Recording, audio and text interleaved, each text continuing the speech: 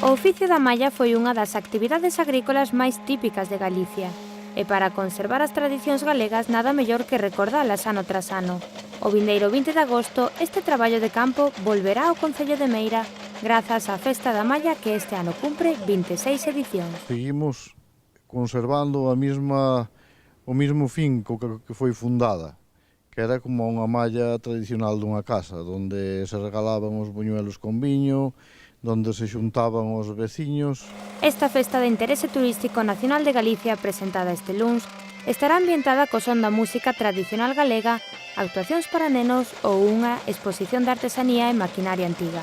A Deputación de Lugo colabora con esta iniciativa que loita por manter viva a tradición. Non podemos esquecer que isto se fai dun xeito altruísta, algo que non é doado, adicándolle moitas horas de traballo de vida persoal para que ao final nun día nos poidamos reunir aquí na Vila de Meira. A Festa da Malla é unha das citas culturais e festivas máis asentadas neste mes de agosto.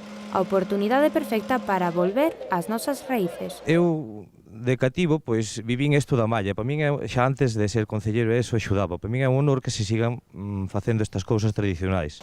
Un encontro obrigado para os veciños e veciñas da provincia de Lugo que, como cada ano espera, ser un éxito.